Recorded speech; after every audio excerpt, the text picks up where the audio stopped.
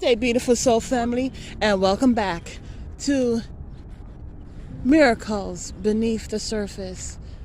And today, it's just so marvelous. I love to be... Thank you, God Almighty, for the brothers and sisters who are utilizing their time. You know what, this reminds me, as I speak of this, I'm walking through the park, feeling the sun. And immediately what came to mind, it's the dream I had before.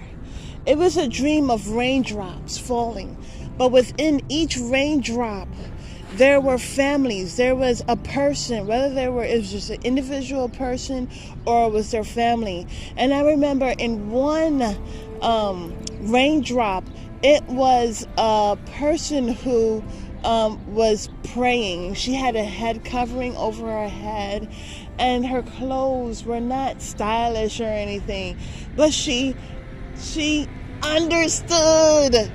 She understood the importance of giving God the honor, the glory, and the praise. She humbled herself. She was just a very humble person. And then in another raindrop, it was a family, and they were packing up to go somewhere, and it's like in each drop, it's a person or a family and what they're utilizing with their time. The thing about it is just as we are, we're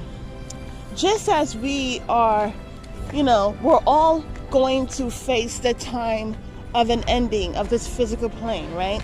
And so that's the meaning of the falling raindrops. We're all falling, just as the raindrops fall.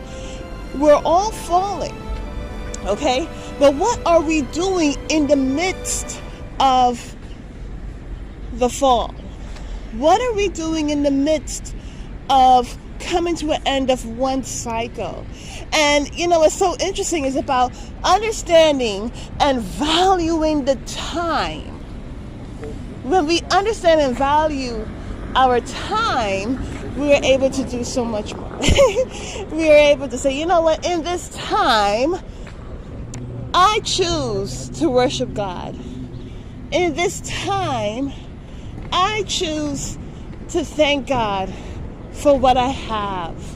Because all of us has time, but what are we doing with it, And so anyway, she was singing this beautiful song, do we want to be healed? Do we want to touch the hem of Jesus's tunic? Oh my goodness.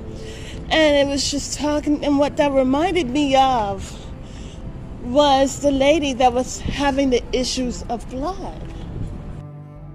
20 to 22.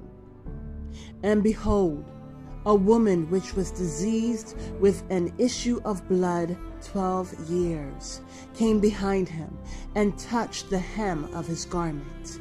For she said within herself, if I may but touch his garment, I shall be whole. But Jesus turned him about, and when he saw her, he said, daughter, be of good comfort. Thy faith hath made thee whole. And the woman was made whole from that hour. Well, I like to also read from different gospels, because how Matthew explained this account is different than Mark.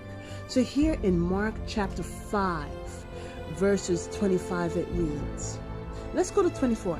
And it says, and Jesus went with him, and much people followed him and thronged him. And a certain woman which had an issue of blood 12 years, and had suffered many things of many physicians, and had spent all that she had, and was nothing bettered, but rather grew worse. When she had heard of Jesus, came in the press behind, and touched his garment.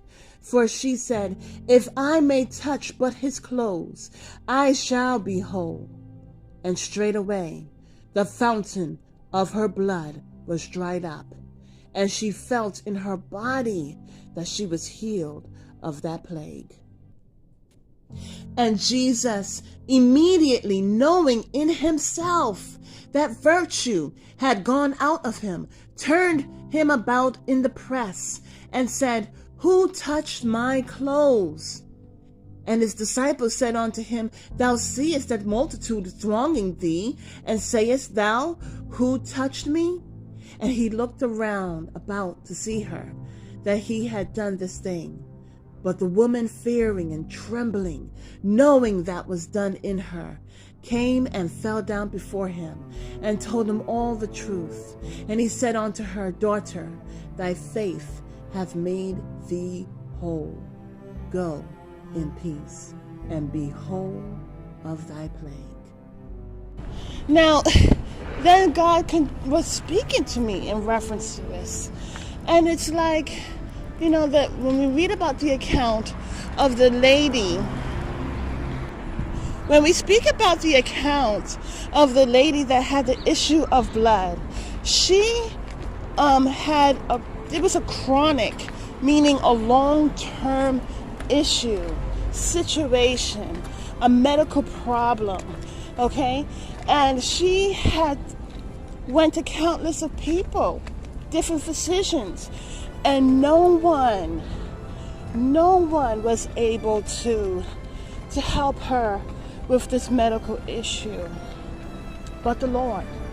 And so as God is recalling it to my memory, she strategizing in her mind, and she said, well, what's interesting is that she couldn't even she was like a leper, in the status of a leper, because she could not be around people because of her issue of blood, right? And so she took the leap of faith. She said, if I could just touch his hem, then I know I will be healed. See, already, by the means of her faith, by the means of her setting her intentions and setting her mind and focused on healing, that is what she received. But see, the thing about it is that she set that same intention with the physicians or whoever she asked for help and paid money for, but they could not bring her that healing. So this is not so much about, well, if I have faith in the doctors, I will have healing. If I have faith in a lot of things that have nothing to do with God Almighty, then I would have healing. But the thing about it is, she said, I know that if I touch the hem of the Lord, that I will be healed. She took a leap of faith. She groveled on her knees, and she stretched out, and she touched the hem. And immediately, hallelujah, immediately she was healed. How many years, how many seconds and minutes and hours and weeks and, days and weeks and months and years did she have to go through that? How long do we ourselves in our own situation go through issues that are messy? And we put our faith in so many things and people only to be disappointed. But when we cry out to the Lord, it confirms that we will be saved. Hallelujah. And so the thing about it is that as she groveled, she got on her knees, she didn't care about how the people were looking at her because she couldn't be around people. She didn't care about the people. She just wanted to be healed. It was her enough is enough. And she reached out just for his hem, just for the edgings of his tunic. And she was healed. And it didn't take time. It was immediate. Okay? And because of the immediacy, there are people who are like, well, I've prayed, and I didn't receive any help. But their intentions, what is going on within the heart? Have you cried out for the Lord and given it to the Lord, but some way, somehow, you're still holding on to it energetically? So beautiful soul family, oh my goodness, it's an issue of blood. The issue of blood is, you know what, Jesus shed his blood so that we could have salvation. But are we still having issues with that? May this message help you out in getting into the Bible in repentance and crying out for the Lord. Have a beautiful and wonderful day. God bless.